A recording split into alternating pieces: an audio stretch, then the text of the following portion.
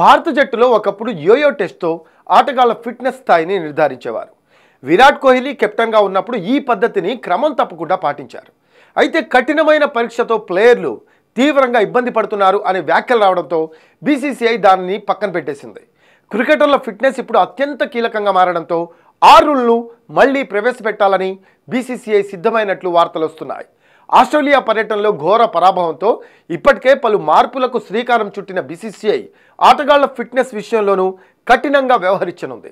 స్క్వాడ్ను ప్రకటించే సమయంలో ఆటగాళ్ల ఫిట్నెస్ను కొలిచేందుకు యోయో టెస్ట్ నిర్వహించాలని వైద్య బృందం నుంచి సూచనలు వచ్చాయని వార్తలు వస్తున్నాయి.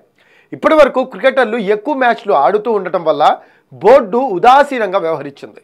ఇప్పుడు గాయాలు కావడం కూడా ఇబ్బందికి గురి చేసే అంశంగా మారింది. ఫిట్నెస్ విషయాన్ని కొందరు తేలిగ్గా తీసుకుంటున్నారు. అందుకే ఫిట్నెస్ స్థాయిని నిర్దేశించేందుకు అవసరమైన టెస్ట్ను మళ్లీ తీసుకురావాలని భావిస్తోంది అని బీసీసీఐ క్రికెట్ వర్గాలు పేర్కొన్నాయి. అయితే ఫామ్ విషయంలో ఇప్పటికే దేశవాళీ క్రికెట్లో ఆడాలని స్పష్టమైన ఆదేశాలను జారీ చేసిన సంగతి తెలిసిందే. సరైన కారణాలతో అనుమతి తీసుకున్న క్రికెటర్లు మినహా మిగిలిన ఆటగాళ్లు డొమెస్టిక్ క్రికెట్ ఆడాల్సిందే.